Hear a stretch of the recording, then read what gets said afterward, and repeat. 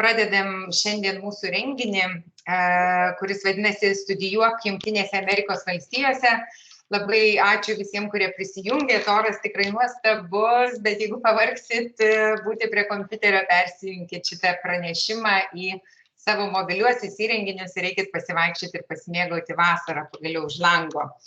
Taigi šiandien turim tikrai puikius 3 pranešėjus, pasistengėme kaip galima tą renginį trumpesnį padaryti ir svarbiausia, turime mūsų studentę Saulę, mačiau, kad jinai jau prisijungus, mes jai žodį suteiksim šiek tiek vėliau ir jinai pasidalins savo patirtimi studijuojant dabar būnant JAV, kaip jinai iš tikrųjų jaučiasi ir kodėl verta į tą Ameriką važiuoti studijuoti.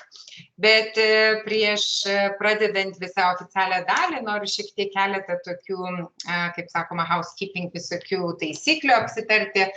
Tai pirmiausia, mes skelbėme, žinote, Facebook mūsų paskyroje žaidimą ir įsteigėme prizus, va štai vienas iš jų bus toksai, nežinau, kaip čia matos, nesimato, žodžiu, 2 kuponai hamburgeriam, kuriais galės pasimėgauti tie, kurie dalyvaus šitam, kurie žaidė mūsų žaidimą Facebook'e. Taip pat turime 3 gertuves, kurias norime šiandien pralošti, tos visos gertuvės yra mūsų Ameso kalbų mokyklos ir taip pat įdedu nuotrauką į chatą, kad pasižiūrėtumėt, kokias gražias pridėsime jums University of South Florida, tokias keletą prizų. Jie turėjo kaip tik mus pasiekti šiandien, bet pasieks turbūt ryt po ryt. Tai kai jau atvyksit atsimti prizus ir gertuves, tikrai gausite ir kitų prizų. Greta, jeigu galima, gal kitus reikėtų garsą nuimti, kad nebūtų. Tai ką mes dar turėsim? Šiandien taip pat visiems dalyviam, kurie čia esate, mes padovanosime ne tik nemokamą diagnostinį SATO testą su užsienio konsultantais, tikrai labai džiaugiuosi, kad turim tą galimybę, bet taip pat pakviesime jūs konsultuotis 30 minučių nemokamai konsultaciją apie studijas JAV. Turim daug patirties sukaupę ir tikrai tikiu, kad galim jums pasiūlyti įdomius sprendimus, tinkamus sprendimus. Kartais būna, kad pasiūlom Lietuvoje pasilikti, pastudijuoti, o po to vėliau į JAV išvykti visaip. Žodžiu, iš tikrųjų stengiamės pasižiūrėti, kas būtų tinkamiausia konkretaus moksleivio ar studento atveju. Tai tiek būtų mano įžangos, toliau aš pereinu į anglų kalbą, tikiuosi visi anglų kalbą žinot. Okay, so that's the end of my Lithuanian talk, and I would like to see whether we have our first speaker, Rita Parker from University of South Florida. If you could please switch on your camera. Oh, wonderful, Margarita. Okay, great. Good to see you. Hi, hello, everyone. It's great to see you. Great to see you too. So I'll just ask everyone to use the chat for their questions because we'll have prizes for the best questions. So please stay active all the time. And then University of South Florida, great place, which I would like to introduce today with the help of Margarita. So over to you. All right, great. I'm not sure if you can see the right screen, so give me just 1 second. We see both, actually, the first slide and the next slide. So okay. Let me fix that. Okay.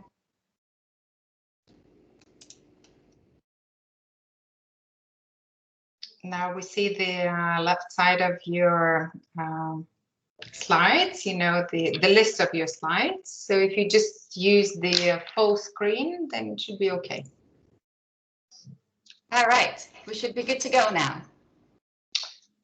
Okay, let's do it like this. Great, thank you.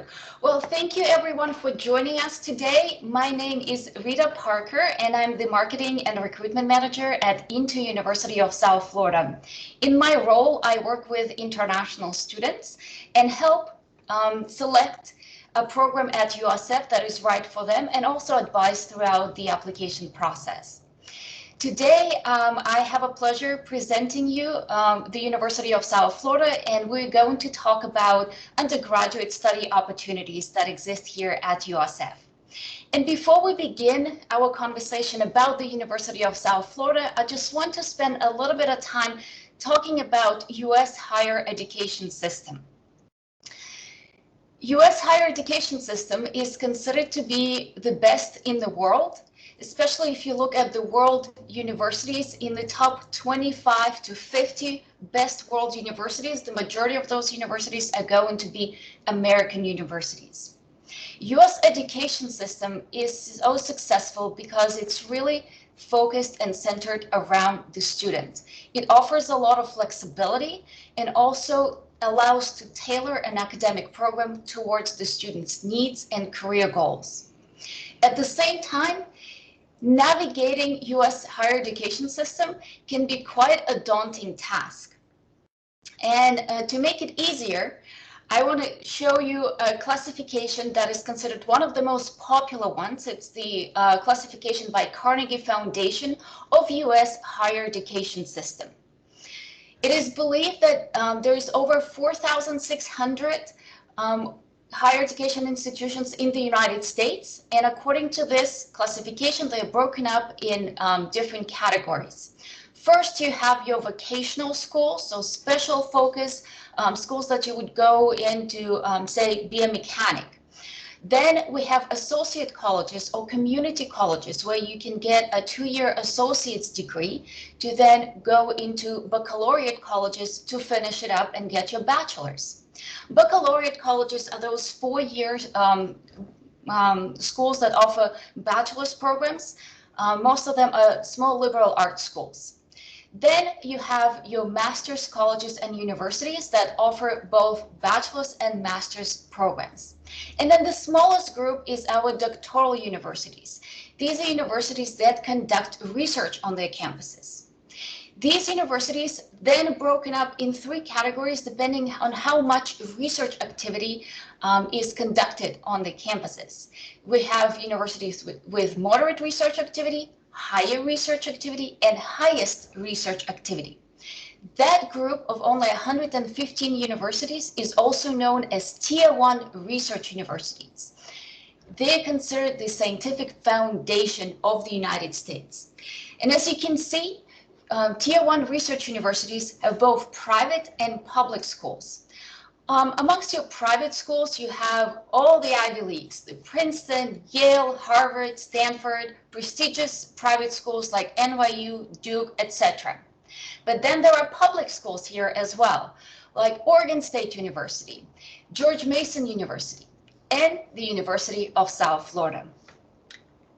University of South Florida is a Tier 1 research university, but we're also one of the largest universities in the United States.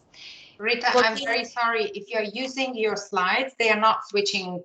They're not, just switching on. So you have to probably press the button from beginning. Sorry about that. Let me try again. Mm-hmm. Okay.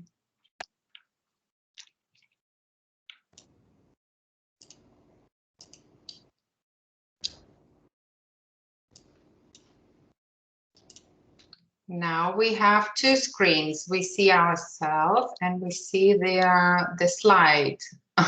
Not sure why. Okay. Now, perfect. Perfect. Thank you. Mm-hmm. Were you able to see that screen? Well, it's only now that we can see the slides. Okay. Yes. So this is the Carnegie classification of the universities. And now we're transitioning to talking about the University of South Florida. University of South Florida is located in Tampa, Florida.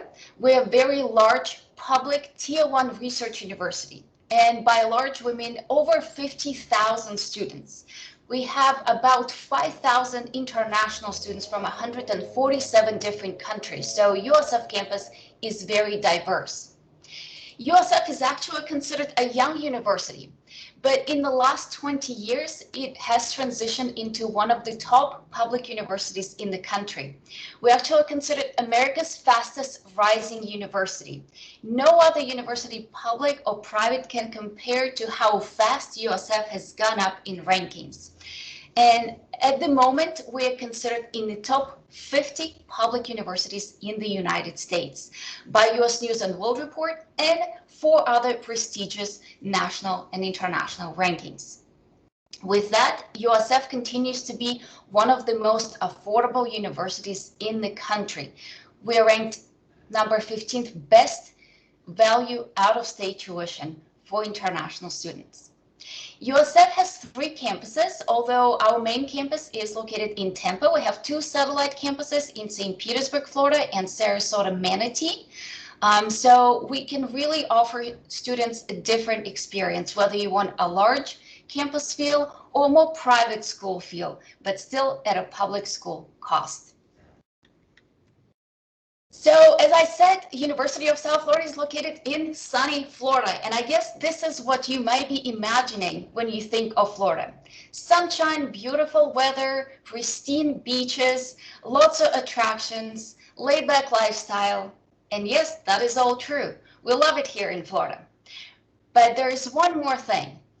The state of Florida has been considered the best state in the nation for higher education for the last 5 years. Not only US is the best destination for higher education, but the state of Florida is the best state for higher education based on 2 main factors. That is affordability and student success. Both of these related to student outcomes, and both are important. So it's definitely worth, if you're considering studying in the United States, looking into the universities in the state of Florida. Well, where is Tampa Bay? Let's talk a little bit about our location. You've probably heard of big cities in Florida like Miami and Orlando. Well, Tampa is the 3rd largest city here, and we're located on the west coast of Florida by the Gulf of Mexico. It's probably a myth when you think that you have to go to the largest cities in the United States to find best universities. In the US, there's many prestigious universities that are located in smaller cities, mid-sized cities, or even in rural areas. But international students often like to stay in the city and have an urban campus. Well, our USF Tampa campus can offer just that. In fact, the city of Tampa has been named the 2nd best large college city. It is great for many activities for students to enjoy outside of school. It's a relatively big city. We have about 300,000 living in Tampa and about 3 million in our metropolitan area. There is abundance of activities that you can enjoy here. Lots of amenities that you can access in the city, but also you can enjoy the beaches and the nature. We also conveniently located with an hour to Orlando and about 4 hours to Miami. Now let's talk a little bit about our academic offerings and what you might be able to choose should you consider the University of South Florida. As a big university, we offer great array of programs. USF has over 240 bachelor's, master's, and PhD programs. We're a very extensive university with 13 academic colleges. And yes, we're very much focused on sciences and STEM. About 46% of our bachelor's degrees are awarded in STEM field, which I'm sure you know stand for science, technology, engineering, and math. So programs like engineering are very popular here, and we offer all engineering majors: mechanical, biomedical, chemical, civil, computer science. But we don't just offer computer science. We have information technology, computer engineering, electrical engineering, many more. For students looking for other sciences, we have biomedical sciences, chemistry, geography, geology.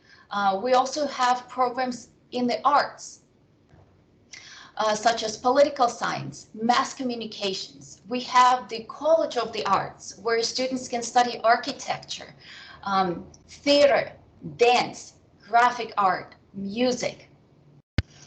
Our most popular college for international students, #1 destination for international students, is the College of Business.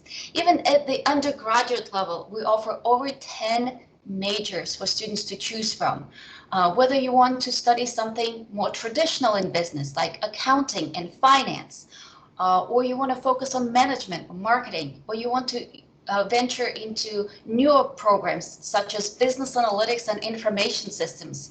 which combines the knowledge of business with IT, and by far is the most popular major within that college. We have hospitality management programs, supply chain management programs, sports and entertainment within our marketing major. So many options within business area that you can choose here at USF. Besides, we have the College of Marine Science, College of Education, Behavioral and Community Science, Global Sustainability, and 4 colleges devoted to medicine and health. Masonic College of Medicine, College of Nursing, Pharmacy, and Public Health. So here at USF, what you have is options. USF can be a great fit for anybody who's looking for a very specific program within their field. So say you don't just want to study biology, you want to study molecular biology, and you can find that at USF. On the other hand, USF can be a great option for those of you who are finishing high school and are still a little bit unsure about what they want to study. You can come to USF and you can decide on your career path as you go along. You can also combine your major studies with minors, and a lot of students here do that. We have students that study political science as their major and take French as their minor, or students that are in engineering and studying entrepreneurship as the minor. So there's lots of options and lots of flexibility to make the academic program work towards your career goals. Well, college is about academics, but it's not just only academics related. Coming to a university in the US for your undergraduate studies is all about your experience. And there is a lot that is happening on USF campus beyond the books. We have very exciting student life here on our Tampa campus. We have over 700 students clubs and organizations for students to get involved in, including international clubs and societies. We are very much into sports. We love our sports, and coming to USF, you would be able to play sports, whether you want to do it recreationally or competitively. We have over 15 intramural teams, 40 sports clubs, and 17 NCAA Division I sports teams. And the best thing about playing sports in Florida, you can practice it year-round. Here on USF Tampa campus, you can also enjoy a true Florida resort-style living with modern amenities and different style of rooms to choose from. We have many dining options for students to enjoy as well, with 3 large dining halls, as well as over 30 different restaurants on campus. And our Tampa campus is often referred to as city within a city. You have everything that you would need for life here. We have our own police department, our a post office, and our own bank, all situated right here on our Tampa campus. So let's talk a little bit about how you can study at the University of South Florida as an international student. As an international student, you have 2 ways to apply to USF. First, through direct admission to the university. And that path would require you to meet university admission minimums for GPA, which is your grade point average of the last 3 years of high school, and SAT or ACT test. So this standardized test, one of them, will be required for direct admission. In addition to these 2 criteria, university is also looking at your English proficiency. So it has to meet the minimums on SAT, or additionally, you can supply one of the accepted tests like TOEFL, IELTS, or Duolingo. For students that are looking for a little bit more support with adjustment to academic life and life in the US, for those students who need a little bit more help with their academics, maybe they didn't quite meet the requirements for GPA, or there's no way for you to take or prepare for SAT, or maybe you need a little bit more English support. For these students, we have a program for through International Year 1. This is an option for you to start your studies at the University of South Florida and start earning credits towards your degree, just like students that admitting or going to USF directly. The program offers two options, whether it's 1 semester program or 2 semester program, depending on your language level. But either way, students that are going through International Year 1 get personalized academic support. We have staff that work specifically with international students that help you with adjustment to new life, that helps you with questions about housing, about arrivals, dining, medical questions, and so on. So these are the two options for students as international students to come and be admitted to USF. So what about the cost? We were talking about USF being one of the most affordable universities, and that is true. So this is our cost for undergraduate studies, whether it's direct entry or International Year 1 program. Our direct entry estimated cost of attendance for undergraduate students is $17,324. So that is tuition and fees, and that tuition cost haven't changed in the last 8 years. So this is one of the lowest tuition rates for international students among the top 50 public universities in the US. In addition to already competitive costs, our international students can qualify for generous scholarships ranging between $1,000 up to $12,000 a year for all 4 years of study. These scholarships are based on certain combination of GPA and SAT and will be awarded to you automatically if you meet that criteria. For students choosing to come through the International Year 1 program, we also offer scholarships, and we base our scholarships on your general academic profile, your GPA, your English level, and also considering the financial need. So these are the estimated cost of attendance for undergraduate direct entry at USF and International Year 1. And I want to finish this brief introduction with this slide just to show you what are some of the reasons that students choose to come to USF. Some choose USF because we're a highly ranked university. Others love us for a beautiful destination because we offer lots of degree options, flexible admissions with our direct entry and International Year 1 programs. We offer great student experience and affordable cost. With that, I want to finish this presentation and open it up for any questions you have. Thank you. Thank you very much, Rita. So let me remind everyone that you're very welcome to ask questions now, and we'll choose the best question and we'll send you the prize for that. So we'll see how it works. Until we have, please enter your questions in the chat box if you have any. Rita, I was just wondering, so when are the deadlines? I'm sure the students want to know the deadlines for entry.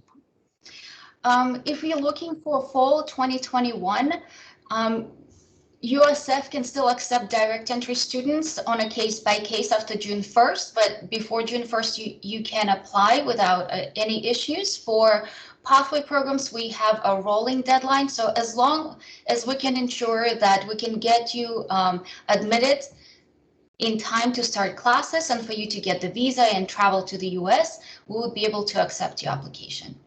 Yeah. And if they want direct entry, then they have to have SAT score, and it's probably over the deadline now. For direct entry, the deadline is June 1st, so there is still time to apply. However, if you want to be considered for scholarship, that scholarship deadline has passed. Great. Okay. So do we have any questions? I can't see any questions at the moment. It usually takes someone to be the first to, yeah, here they are. Okay, how many Lithuanians were able to get into this university? This is a great question and something that I didn't look up beforehand, which I probably should have, but I know we have students from Lithuania that have come through the INTO programs. I think if we look, I can give you the number just for the region in general.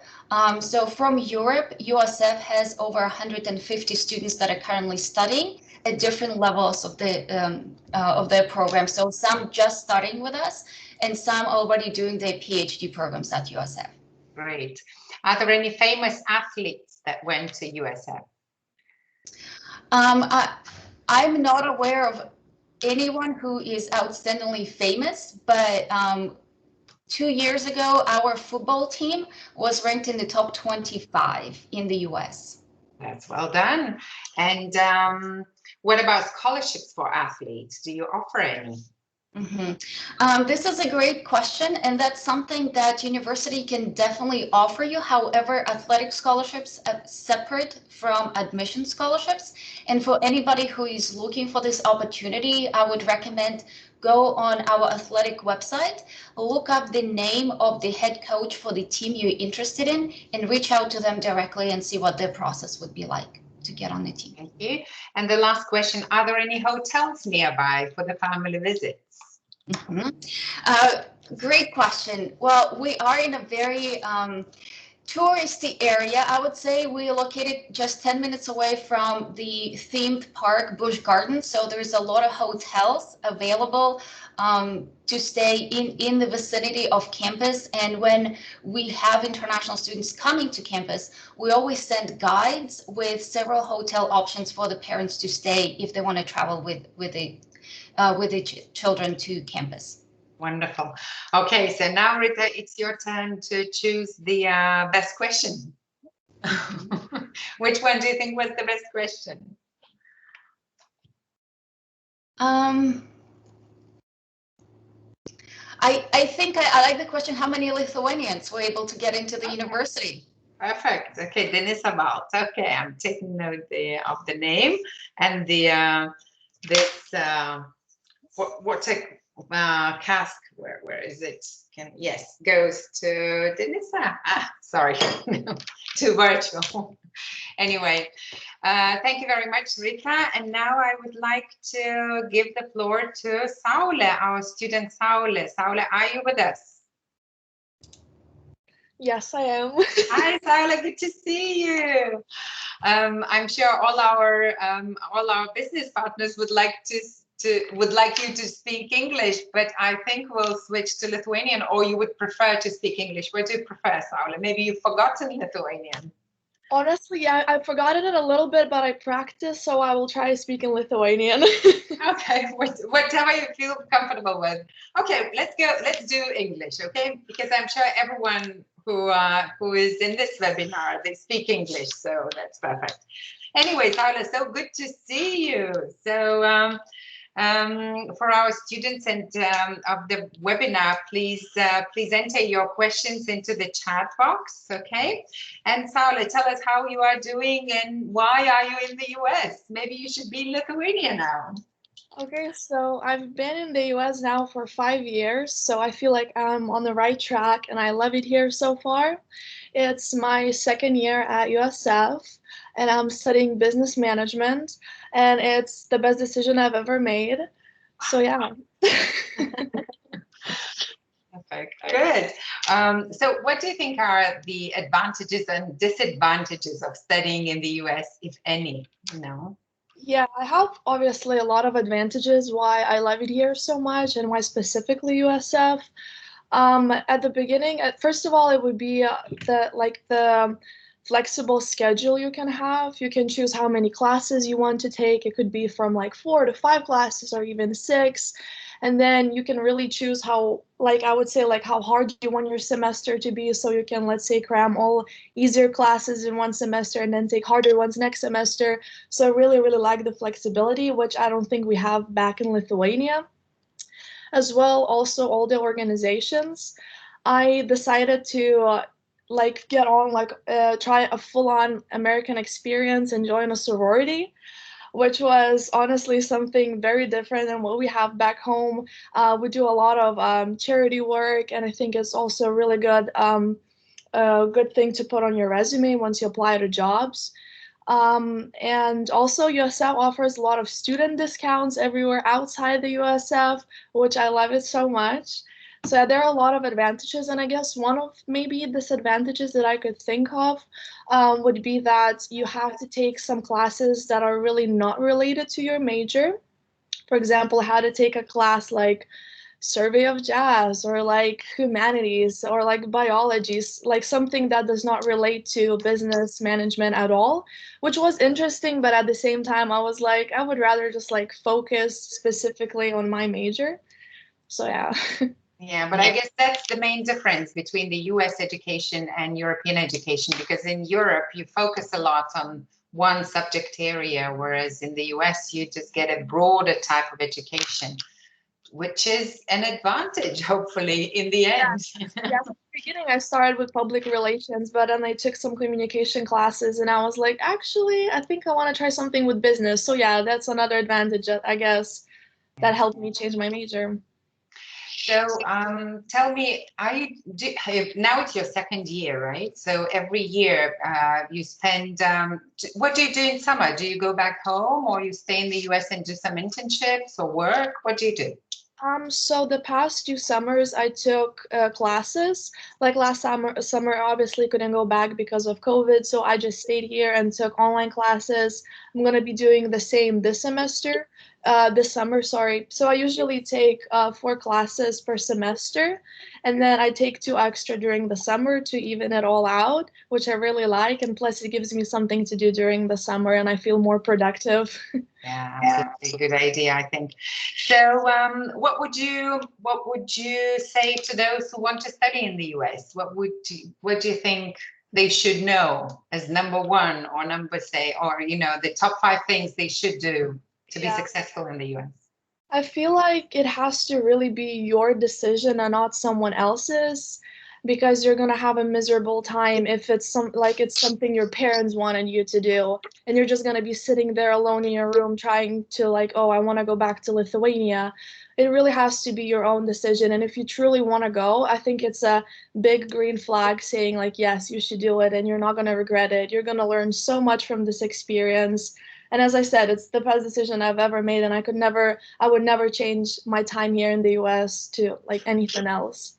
Yeah, but do you like Tampa as the location of the university? Yeah, I really, really like Tampa. If I could, I would live there after school, after university. It's like a perfect size city. It's not too big. It's not like, oh, Miami and big flashing lights. It's also there's another university here, UT. So it's like a really big college, I would say, city. There's always something to do, and I just really, really love it. Great. So are you in, what's your accommodation now in the at the University of South Florida? Yeah, I currently live in the apartment with 3 other roommates, so I get to have my own bedroom and my own like bathroom, and we share the same kitchen.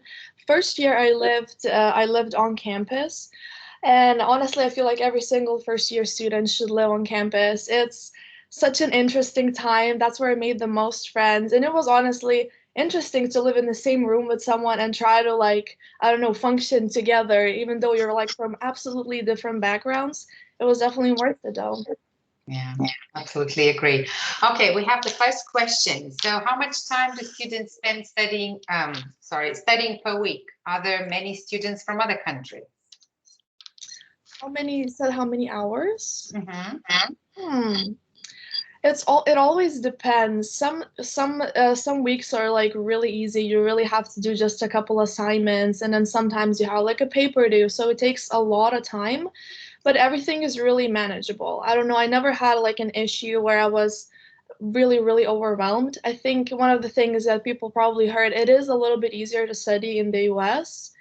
It's not as stressful, or you don't have to memorize as many things. Everything is just it's easier, but it's more interesting as well.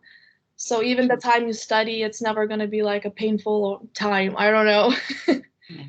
So is it very international, the university and the campus? Oh, yeah, people are from everywhere. It's like the mixture, it's insane. We don't really have that many Lithuanians specifically, which I sometimes actually like. So it doesn't, I don't know, you don't get like attached to like, oh, only Lithuanians. I'm only gonna be friends with them. It forces you to be around so many different cultures, which I love.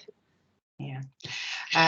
Then there's another question. Are Europeans accepted between American students? Do people care about your nationality? Are students friendly with newcomers? I think it's all about the same.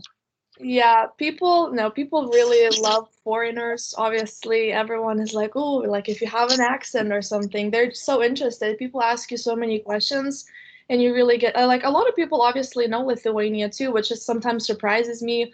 Or like their grandma was Lithuanian. That's the funniest thing, how every single American I meet, there's some sort of like partially Lithuanian.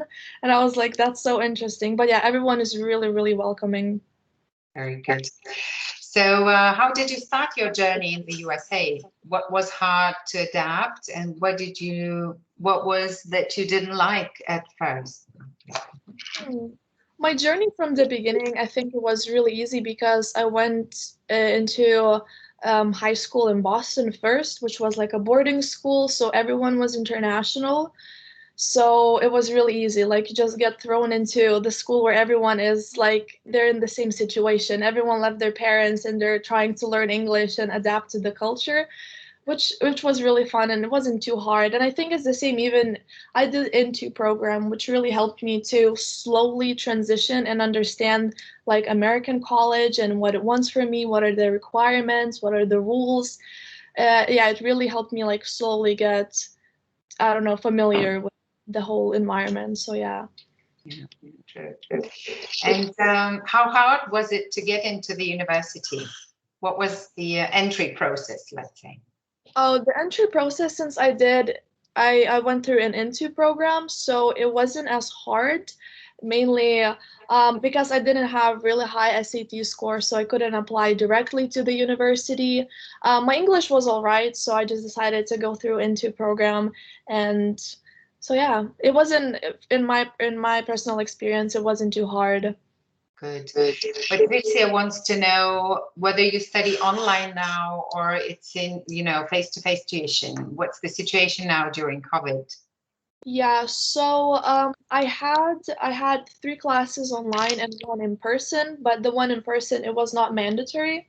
You can go, but you don't have to. You get like extra credit if you show up to a class, which was interesting. I really loved going to that one class on campus because I miss it so much. I know that during the fall they announced that it's most likely going to be in person, but you can still choose if you want to take online classes or in person. So most students probably choose the hybrid option. Some classes they do online and some they do. Yeah, that's what I'm gonna. Yeah, next semester I'm gonna take couple classes online and couple in person. Mhm. So what are your plans now for the future, Saula? What are you going to do when you graduate, do you know? This is really still up in the air. I'm really trying to figure out like the whole citizenship thing as well. It's like one of the things that are like always at the back of your head. You're like, am I gonna get a green card? Am I gonna get like a good internship or promotion? It's always something that's a little stressful once you come here. You really have to think about it. But I still have 2 more years, so hopefully I'll figure something out. Sure. Yeah. Yeah. Wonderful. Saula, thank you so very much. It was very, very interesting. Good luck to you. Enjoy the US. Use all the opportunities of all the clubs and everything. They have so many things, I'm sure, outside the classroom, just as Rita said, it's more about the experience rather than just books, right? Yes. So enjoy. And thank you so much for joining us today. Thank you so much. Thank you. Have a great day. Okay, thank you to Saule. And now we are moving forward. So we have the Community College of the Canyons. And I'm not sure how much our attendees know about the system 2+2, but that's a great system that they have in the US, when you have the first 2 years of your education in a smaller environment, friendlier, and then you do your best in your higher education, and then you transfer if you want to those, well-known universities if you feel like that. So Tim, I'm sure you will be able to tell us more about this community college advantage. And just to remind everyone again that please ask your questions in the chat. We have another prize again, the water flask to those I'm trying to find the camera. But anyway, to those who ask the best question, and Tim, you will be the one to choose the best question, if you don't mind. So the myth that you are probably going to dispel today is that studying in the US is far more expensive than studying in Europe. So we'll be very curious to learn whether it is so. Over to you, Tim. Okay, great. Well, I have, I'm excited about this presentation. I also have Isabella with us, and actually Isabella is going to be choosing who gets the prize. So Isabella, pay close attention to the question. Perfect. And she's a student, so feel free to ask anything you want of her. And I'm gonna try to share my screen here. And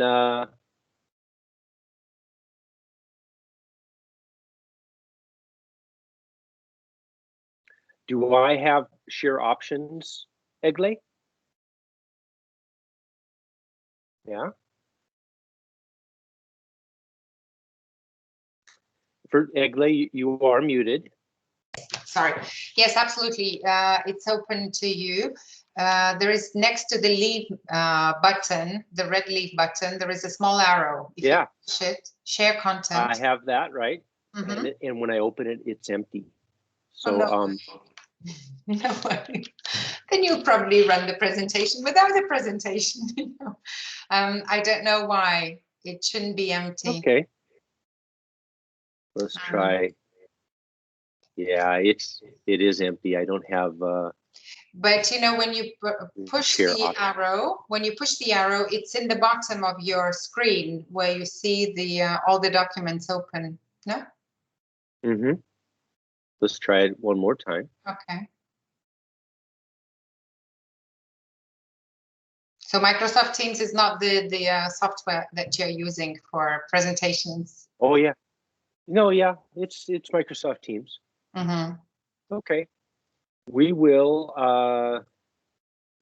If you want, you can send me your presentation by email, and I will do it for you. Or you can just, you know, talk to us. Well, sometimes that is actually better. I am gonna. I will send it to you. Sure. And then you can decide what you want to do.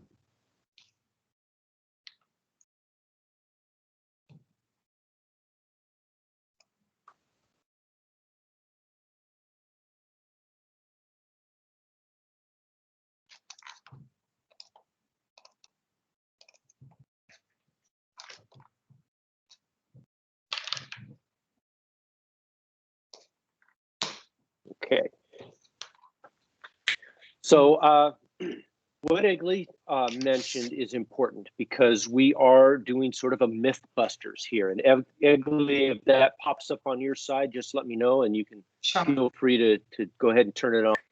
And there's always this worry. Why would I go to the United States when I can go to Europe for so much less? And when we really talk about how much it costs, it's always this like a lack of clarity. Like, how much does it really cost to go to the United States, and what's the most expensive way, and what's the least expensive way? And you just had a great presentation from University of Southern Florida of what it costs to go to that school. So, oh, there it is. Fantastic. Yeah. And so you can see that there are so many good options for where to study in the United States from an academic standpoint. But how do you really manage the economic side? And when it all boils down to, and we'll talk about this at the very end, is what is sort of your return on your investment? Is it really worthwhile to go to the United States and get that degree? What does it do for you that is different from what it would do in Europe? So we're going to talk about this thing called 2+2. And, you know, in the United States, we know what 2+2 is. There's millions of students doing 2+2. The big surprise for me and Isabella was people outside of the United States had never heard of 2+2. And so, I mean, I just couldn't understand how that's possible because it's such a common pathway. So, for example, this year, there's 200,000 students applying to the UC, which is University of California system. There are 100,000 of those students, so half of those students have perfect grade point average and SAT. There's 46,000 spaces. So there's going to be a lot of disappointed students. So what do you do instead? Well, the 2+2 is designed for this. So let's talk about the 2+2. Go ahead and switch us to the next one and our myth and truth. So the truth is, it is expensive. It is expensive to go to university. It's expensive to go to university anywhere. You're going to have living expenses everywhere. You're going to have tuition everywhere. So the big question is, if you really want to study in the United States and get a United States degree, how much money are you really going to have to spend? Because we are talking about 2+2 and how to compare it to the costs associated with going to school in Europe. So if you want that US degree, I'm going to show you the least expensive way to do it. It's the highest quality degree you can get. All right, next, let's look at the next thing. So the myth that we're talking about is this too expensive issue. I promise you, we have run the spreadsheets. We have looked at the numbers. We have figured out every single angle. We know what it costs. We know how frugal you have to be. We know where you're going to live. This applies to almost anywhere in the United States. So let's talk about this expense issue. First of all, what is a 2+2 campus? You might be asking, wait a minute, I see University of Southern Florida, beautiful campuses. Well, this is a 2+2 campus. These are some pictures. It's a university campus. It has half as many students as a four-year school because it's only the first 2 years. College of the Canyons happens to have 30,000 students, but lots of community colleges are smaller. College of the Canyons is a university-like institution, and that's why it looks the way it is. Let's go to the next one, some more pictures. All these students down here at the bottom are in the transfer program. They're all doing a practice graduation, let's say, because they're doing a graduation after their sophomore year, after their first 2 years. And then they're going to move to another school for their junior, senior year. We'll talk about that 2+2 part. So living expenses are about the same everywhere in the country. They're a little bit higher, say maybe in San Francisco, a little bit higher if you live in a dormitory. You get, but it's also a different place. So generally, we need to talk about expenses. Living expenses is really important, but it's also, like I said, about the same everywhere. It's about $1,000 or $14,000 per year. So, you know, you can do the math. Students are here 10 months, it's $1,400 a month.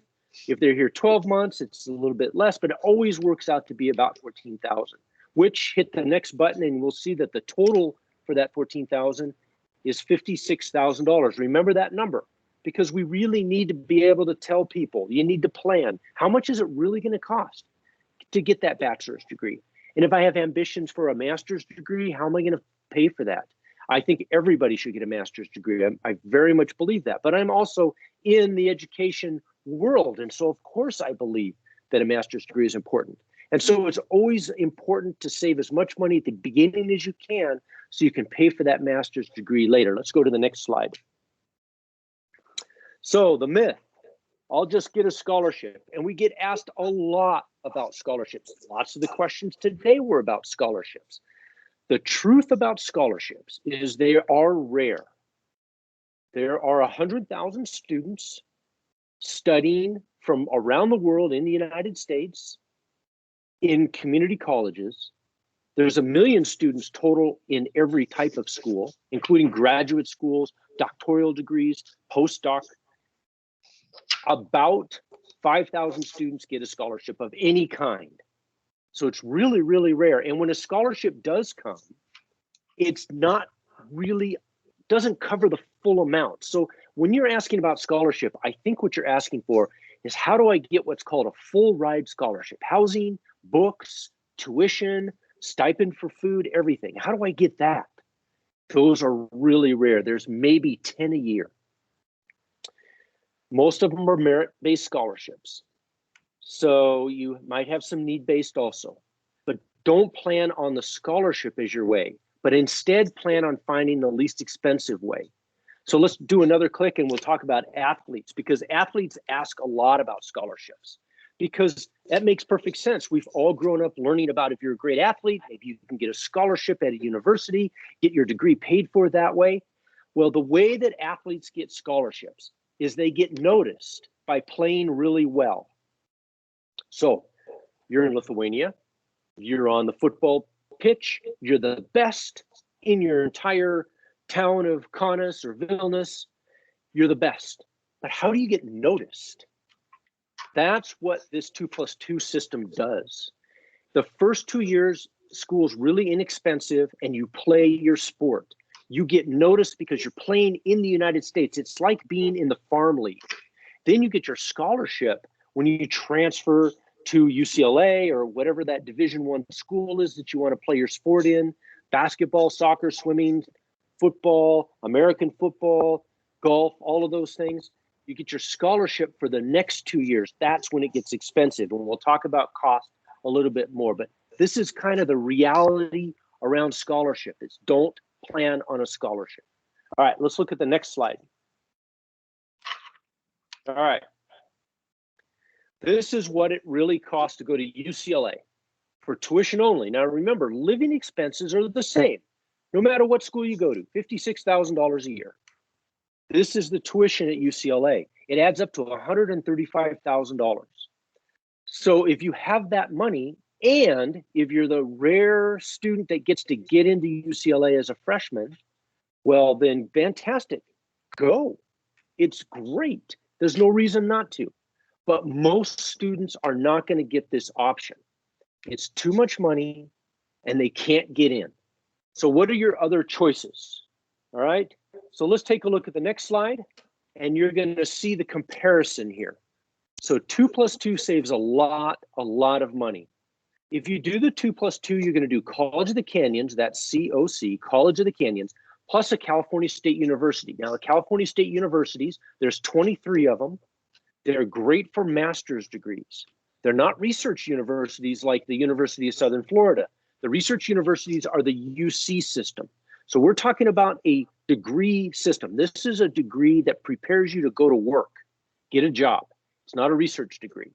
You're going to go to College of the Canyons and California State University. The tuition at College of the Canyons is only $10,000. So think about that for a minute. It's only $10,000. That's a lot less than all the other schools in the United States. Now, why is it so inexpensive? Is it because it's poor quality? No. It's inexpensive because the government of California subsidizes that payment and brought it down to $10,000. You're going to pay that $10,000 the first 2 years. Then you're going to transfer to California State University. California State Universities, like the University of Southern Florida, tuition's around $20,000 a year. And so your total for tuition is $60,000.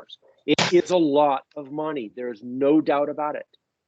But if you take your $56,000 and your $60,000 and you add them together, that's how much it's really going to cost to get a degree.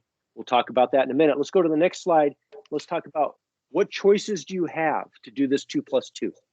So if you come to College of the Canyons, you can transfer to any other university in the United States. Now, almost every student transfers to a California university because you're in California already. There's lots of universities not far from College of the Canyons. Sometimes you don't even have to move. But you have all these choices because the system is specifically designed to make it so that you start at a community college and you go to the school that you want to get your degree from. It's still 4 years. There's no extra time. It's just the way the system was designed in the United States. And lots of students do it this way. So you have lots of choices, lots of majors. There's every major in California. There's every major in Florida. There's every major in Texas and Illinois. You can go anywhere in the United States. All right, let's go to the next slide. Got another truth slide here. And this, remember, living expenses, $56,000, tuition, $60,000. Now, if you go to school in Europe, you're going to have living expenses. So if you go to school in France or Spain or Italy, someplace, warmer, then it's going to be, you're going to have living expenses and they're going to be about the same. It always seems to be about the same on living expenses.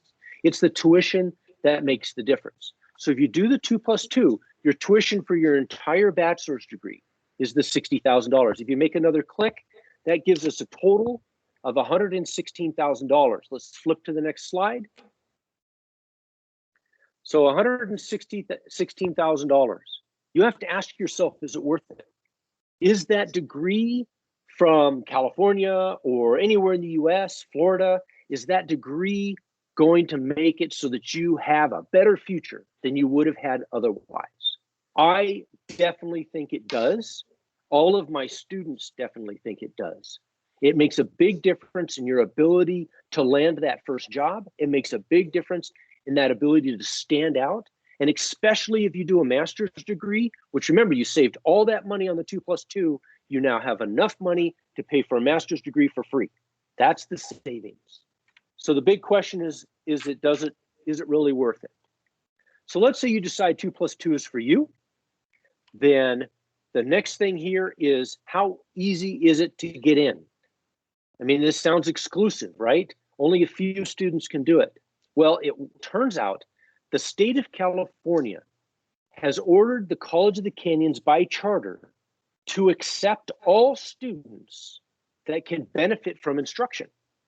And the definition I have placed on benefit of instruction by instruction is your English level. So if you have certification from Egle and her program that your English is certain level, say B2, you're in. That's all it takes. You fill out some paperwork, but if you go through Egle, you're automatically accepted into College of the Canyons. You're automatically accepted into the 2+2 transfer program, and you are guaranteed that transfer to that next school. So we have removed all the barriers to getting an education. You start at College of the Canyons, you can go anywhere you want to go. It really opens the world. So with that, let's take some questions. We can stop the slideshow, and Isabella will probably answer most of the questions. She is a student at College of Canyons. She is living it right now. So whatever you think you want to ask, especially the hard questions like, really, is this for real? This 2+2, it sounds too good to be true. It's too inexpensive. I don't believe it. It's too easy to get in. But I promise you, we do it all the time. And Egle and her team knows exactly how to get you into College of the Canyons. It's not hard. Thank you, Tim. So I do encourage everyone to ask questions. So Isabella, let me be the first to ask the question. So are you first year or second year student? I'm a first year student. First year student. Which country do you come from? Canada, actually. Oh, Canada. Okay. So why did you choose the US for your education? Well, first of all, it's freezing in Canada. So first, I needed to go to California to get away from that. But I love California. I love Los Angeles. I love Santa Clarita. So the location was super important for me in the first place. I actually came here for a totally different reason, like 7 years ago. And, you know, life happened, and I decided to stick around for College of the Canyons and continue to further my education. And honestly, I've never been happier. That's great. Wonderful to hear that. And what about the entry? Was it true what Tim said? All you had to do is speak English, you know, to enter the college. Honestly, okay, so on their website, they say it's a 100% acceptance rate. So I was like, I don't know how true that is. And I applied literally the next day. It was like, yep, you're good to go. How do you sign up for classes? So yes, it is actually that easy. Perfect. So we have our first question from Dominic. Is there an opportunity to work while studying at the college? Yeah, that's what I'm doing right now. I work for the college. I work with recruitment. But there are plenty of other jobs you can get at the school for international students. You're able to work up to 20 hours a week, and it really offsets the rest of the cost. Yeah. Another question, when you graduate, they say after all the education, when you graduate, does someone help you to find a job? How do you find a job then? That's a great question. I know that a lot of universities have programs for that. They often have co-op programs that you can work with to place you into a company in your field. So at College of the Canyons, you're going to do your first 2 years and then you'll transfer to whatever perfect university is great for you. And at that university, you'll meet plenty of people who are in these programs and who can get you into these programs, and they will help you to put you into a company so you're able to stay here for as long as you want. Great. So what about the activities and clubs? Are there many of them to choose? Yes. Yeah, it's actually ridiculous. I know a lot of people that I talk to say that College of the Canyons doesn't feel like a college, it feels like a university, because we do have so much for students to do. Even over COVID with online, everything only being online, we have clubs and sports have started up again, and there's so much that you can do. Perfect. So do you have enough support from the professors, resident assistants, and other staff? That's a great question. I think my favorite part about College of the Canyons is that the class sizes is 35 people or less. You have so much support from these professors who actually know your name. They care about you. They know your face. They can say hello to you. You can have a conversation. You're not just a number in a room full of 200 kids. I think that's so important, especially in those first 2 years when you're starting things off. It's amazing, actually. It's very rare at a higher education institution that they know your name. Exactly. Well, anyway, what grades do you need? Can you still get a place if you don't quite get the highest grades? Yeah, so the cool thing about a community college and about College of the Canyons is we don't care about your grades. You can just show up. As long as you've graduated from high school, you can show up, because the whole purpose is that the testing starts in the classroom. The testing does not start beforehand. You don't have to like campaign your way into a school. You're going to come, you're going to prove yourself in your first 2 years, and every other school that you want to transfer to is going to love you for that. Okay, great. Now, there's another great question from Patricia. There are so many universities in the US and Canada as well. Why have you chosen this particular college? Yeah, that's a good question. Yeah, if I had wanted to go to school in Canada, it would have been cheaper. But there's something to be said about the quality of the education in the United States. I want to go to UCLA. I want to get my PhD in psychology. They have one of the best programs. So to me, this was like a cheat to get into UCLA. I'm going to go. We have an 80% acceptance rate into the UC system. It's unheard of. It's fantastic. And I think it really, a United States education, as expensive as it is absolutely worth it.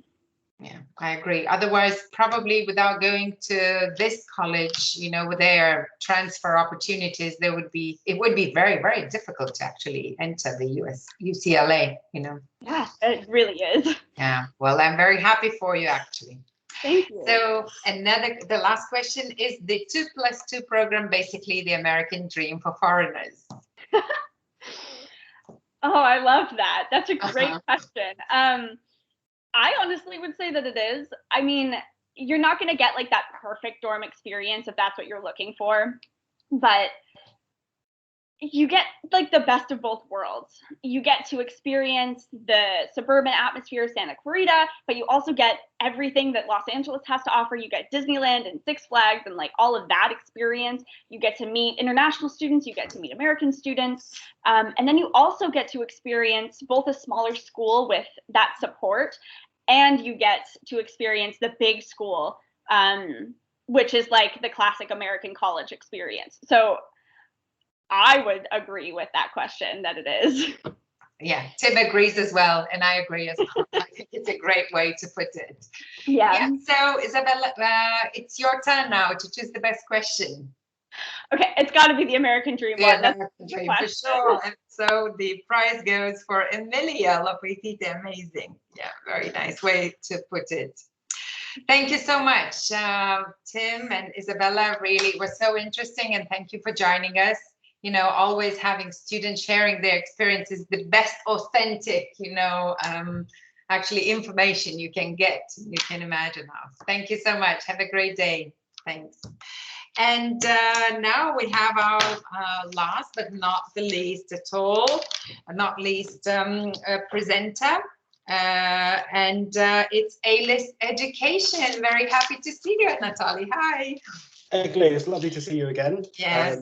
Thank you so much to everyone for the fantastic presentation. Yeah, I would like to introduce you briefly. Anatoly is actually going to talk business now.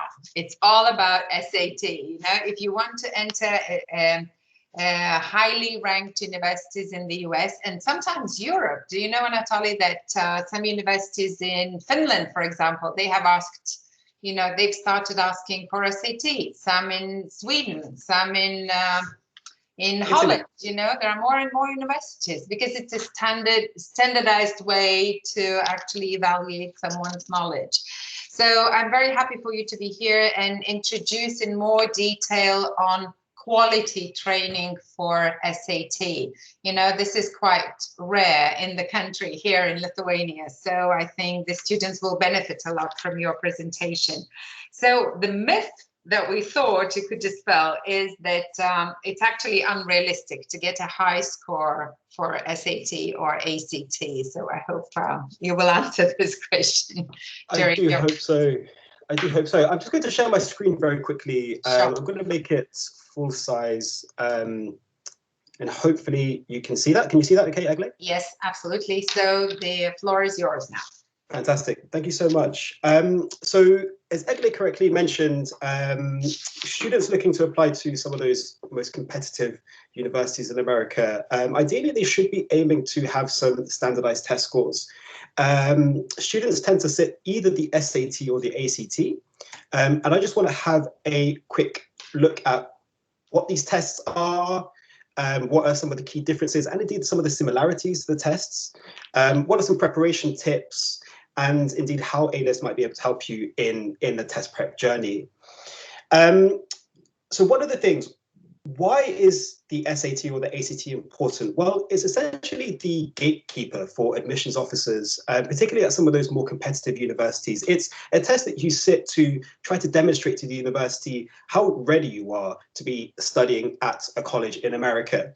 I will look at what the test actually looks at, but it's also a benchmark of school quality, so the sort of education background that you're coming from. And I think particularly for international students, it's really important to demonstrate that to the colleges.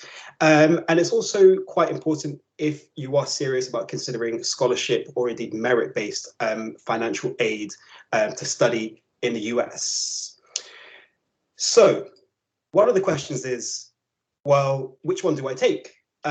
Now, many colleges require either the SAT or the ACT.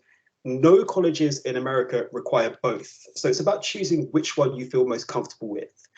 Now, there are some universities in America which actually don't require any standardized tests. And I'm going to talk about that in a few moments' time. That's what we call test optional. So you have the choice whether or not you want to submit test scores. I think if you're a good student and you get a good SAT and ACT score, you definitely should submit it. It's just that additional piece of information that the admissions office will be able to look at. But again, you don't have to, not to every single university. And again, I'll talk about that. One of the things that you might want to look at is having a look at each college admissions website to see which tests you need to do and when you need to take them, and ideally what you should be looking to score. Now, when it comes to test optional universities, again, it's this idea of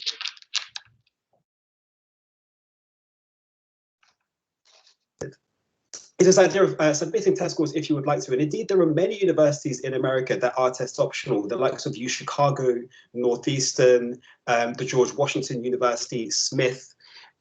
So certainly some colleges worth looking into if you do decide to go test optional.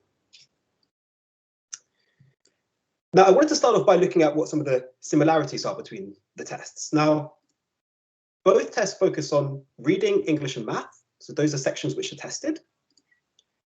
Both tests are primarily multiple choice, and there is no negative marking. What that means is that you accumulate points for every single correct answer, but you don't lose points for incorrect answers on both tests.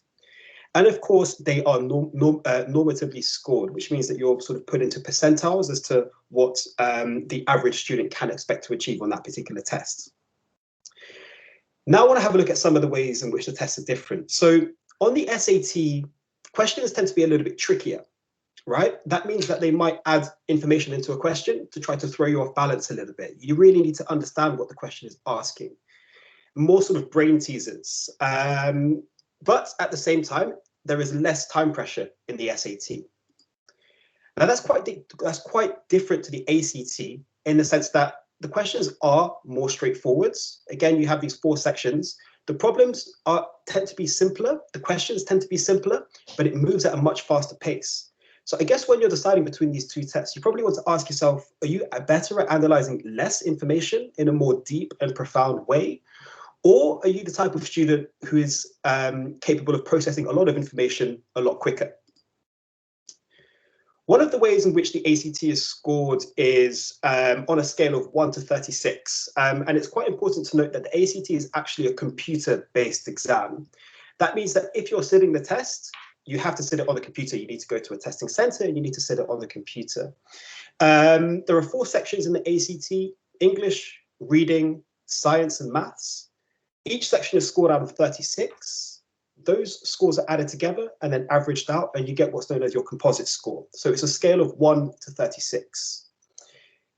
If you don't do so good on one particular test, you can have your scores deleted permanently. You don't have to show those with the colleges it is that you're looking to apply to. Now, one of the benefits about taking the ACT is there's a very quick turnaround. So you usually get your test scores about 2 business days after actually taking the test. When it comes to the SAT is scored on a scale of 400 to 600, and there are essentially 2 sections. You have the English section, or what we call the evidence-based reading and writing. We have the math section. Each is scored out of 800s, and then the total of those scores is combined to get a score out of 1600. The scores are available about 2 weeks after you take the test. So obviously, if you're a little bit impatient, maybe the SAT is the one for you. Some of the other differences between the tests are really to do with timing. So the SAT, 4 multiple choice sections, takes 3 hours and 50 minutes. The ACT, 4 multiple choice sections, 3 hours and 35 minutes. Now, if you struggle with time pressure, you might prefer the SAT over the ACT. The ACT really does move at a much quicker pace. So definitely something worth bearing in mind. Now, if we break it down in terms of the individual sections, these are 2 examples of what you might expect in the writing section of the SAT and the ACT. So on the left, we have the SAT. There's a question here. There's a lot of words. Some of the words are quite tricky. On the right-hand side, not all viruses, however, straighten themselves out. It's an ACT question, right? It's a lot more factual. You don't have to dig in between all of this unnecessary information which is provided to you. On the SAT, you have 44 questions in 35 minutes. 4 passages, 1 with data analysis. On the writing section of the ACT, you have 75 questions in 45 minutes with 5 passages. So obviously a lot more questions. When it comes to the reading, the SAT tends to be a little bit less predictable in terms of the passage order. You also have data analysis questions. On the ACT, there's a specific order in which the passage types come. And but at the same time, there's a noticeable pressure of time. So I guess it goes to show, I think you need to ask yourself, are you an active reader? Are you comfortable with reading lots of different types of texts? And how well do you remember the information it is that you've read? And I think one of the best ways to really understand which one you're better suited to is to sit a practice test in both and for you to really experience what they're like. When it comes to the reading, here are some questions that we have here. So on the left, we have an SAT question. The author of passage 2 would most likely respond to the 4th sentence in paragraph 5 of passage 1. So lots of words there, right? You need to figure out what is this question asking? What is the most important information? And on the right-hand side, we have a very straightforward ACT question. According to the passage, when is voter interest in the economy greatest? So it's very factual. You really need to pick out the individual facts as opposed to trying to understand the deeper meaning. When it comes to the math, both the SAT and the ACT cover more advanced math topics. On the SAT, you tend to have more deceptive problems. So again, information which is peppered into a question that you might need to decipher. On the ACT, questions are a lot more straightforward.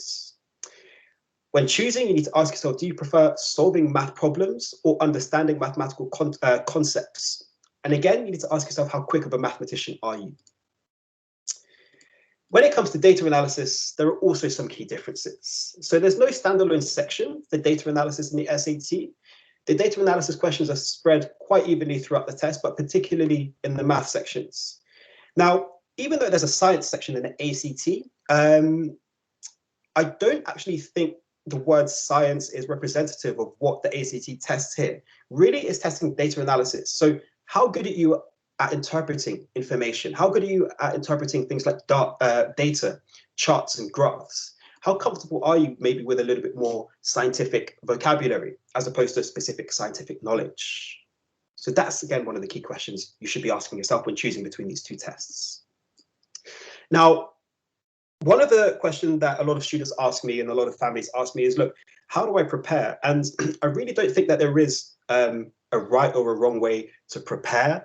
But I think one of the things you definitely need to be prepared to do is to invest quite a lot of time, quite a lot of energy into this. It's a marathon, it's not a sprint. It's not something that you can prepare for in 2-3 weeks, all right? Sometimes we have students who prepare for many, many months, who sit the test multiple times. I definitely think that's something worth bearing in mind. You need to have a lot of patience. Your mindset plays a very important role in your test prep. Now, I wouldn't encourage anyone to take an official test of either the SAT or the ACT just to give it a go. No, I think they should walk into their first official test feeling confident, feeling ready, and really giving it their best go. Reviewing the content and practice test problems on the College Board and the ACT websites is a very good initial sort of first resource and free resource that you could be using to prepare towards some of these tests independently. Ideally, you should be factoring in some full-length timed practice tests in order to understand where your strengths are and your weaknesses. Now, I don't think there's anything wrong with having weaknesses, right? Everybody's better at something than their peers. And I think it's just a matter of appreciating what those are and factoring that into your test prep process. You might want to develop your own study plan and timeline in the lead up to your test date. It's quite good to have targets in mind, to focus on particular test dates and to build up a plan ahead of that. Ask yourself, am I prepared to dedicate 2-3 hours a week to this? How often do I want to be meeting with a tutor? How often do I want to be picking up that book? How much time do I have? Am I going to be going away on holiday? Is that going to impact how I prepare? All of these things are very important. Remember, it's a marathon and not a sprint. I think understanding how the test works is really important and will help you improve your score. Things like timing, things like technique, right? Things like maintaining that stamina throughout the test, all very important. Again, you might want to see if you have a preference for taking the test on paper, the SAT, or taking it on the computer, the ACT. You should be aiming to take the official test at least twice. That's definitely something that we recommend to our students for a number of reasons. One of the most obvious reasons is that students, of course, want to improve on their initial score. Maybe they went into their first official test and didn't do as well as they would have liked. In addition to that, there are many universities and colleges in America that super score, and that's where they take the best sections from each of your official tests. That's something worth bearing in mind and possibly something worth incorporating into your test prep strategy. Remember, this isn't like reading and writing or maths at school. Really, this is testing the way that you think. Now, how can A-List help you with your preparations towards the SAT or the ACT? Well, one of the first things I would recommend is sit a practice test with us, sit a diagnostic test. This is purely to understand what your level is at the moment, but it will also help you decide which test you're better suited to. It assesses your baseline performance and it allows us to make recommendations for you in terms of how we can build up a tuition plan. For students attending this event, I will provide a little bit more information about how you can reach out in order to take a diagnostic, and that's something that we're going to be extending to students until the end of the week. One of the other ways in which we can help is we actually offer intensive courses geared towards either the SAT or the ACT. It's aimed at students who are in the early stages of their test prep. They would come in, sit a practice test with us, and then they would join a group according to their level. These are quite intensive courses. They cover 27 hours of tuition across 6 days, including 3 practice tests with our most experienced tutors. And we have a few courses that are going to be running over the next few months between now and the end of August. You might want to decide to start off with a course, for instance, and then pivot to one-to-one tuition, or you might want to get started with one-to-one tuition straight away. Now, we have a fantastic team of tutors. All of them are graduates from top US universities. All of them are experts in what it is that they do, both across the SAT and the ACT. It's a very targeted, structured approach. Some of our tutors have up to 25 years of test prep experience. We use our own materials. We've written our own syllabus to both the SAT and the ACT that we use to teach. And of course, we provide written lesson feedback after each and every session. And if you wanted to explore the background of some of our tutors, there's a website here, there's a link here that you're more than welcome to explore. I know that was a lot of information, but I think just one of the things I did want to highlight is, particularly for international students and irrespective if you're applying to schools which have gone test optional, having good standardized test scores really does help. It's that one extra data point for admissions offices when it comes to assessing your application. One of many data points, of course, but I think if you have a good score, there's absolutely not a reason why you shouldn't sit either the SAT or the ACT. And if you did want to take a practice test, you're more than welcome to reach out to Armez or Egle directly, and we can coordinate that between us. We can get all of the relevant materials over to you, and we can produce your score reports in order to see what your baseline score is. So I think that's everything from me, actually, Egle, but I'll be happy to open it up to any questions. Absolutely. Thank you very much, Anatoly. It was very, very useful. And I really enjoyed the way, you are trying to help the students decide which test is better for them, because it's more often in Lithuania that they just take SAT because that's what they know. I think they sometimes underscore the ACT as such, So I would like to encourage everyone to ask questions, any specific generous question about SAT or ACT. I have a question as well. The boot camps that you've just introduced, they are online or in person? Yeah, that's a very good question, actually. So the boot camps are online. They start at about 9 o'clock in the morning UK time. And they run until about 3 p.m. in the afternoon. So there might be a slight time difference if there were any students who are based in Lithuania, but they are currently running online. Hopefully at some point in the future, if students are prepared to travel to London, we'll be happy to welcome them to our central London teaching space. Yeah, okay, so both options are possible. And also you said that whenever they sign up for the bootcamp course, then you send them books, right, in advance, some preparation material. Absolutely, yeah, that's correct. So we have written our own textbook. It's a very big textbook. It's about 500 pages, and it includes very, very useful tips and tricks, and of course, actual review of content and exercises and drills. And that is actually our main teaching source, our primary teaching book. That's what our tutors use, and it's what we use in our courses as well. And that is provided both to students who are participating in our courses and also students who are working with our tutors on a one-to-one basis. Right. And also, I understand you run the courses from now on until summer and even autumn, right? All the time. There are certain dates that they can sign up for. Absolutely. So we run them during the school holidays in the UK. I'm not quite sure how that matches up with school holidays in Lithuania, but we try to run them every school holidays. We haven't announced our dates for the autumn just quite yet, but we have them through to the end of August. Yeah. Good, very good. Thank you very much.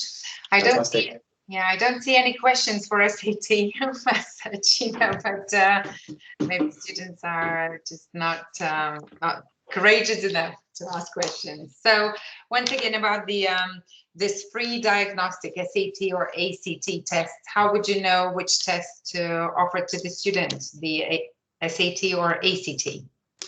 So if a student already has a preference, they can just sit a test in that. But if they're not sure, and if they want to see how they score across both and compare, then of course we can organize for them to sit both tests. The ACT is an online code that I would share, and the SAT is a physical question paper that I would share as well. I'll be honest, they are long tests. Each test is over 3 hours, but it definitely makes sense to understand at an early stage where a student is at and what their test format, what their preferred testing format is. Yeah, well, we have a tricky question.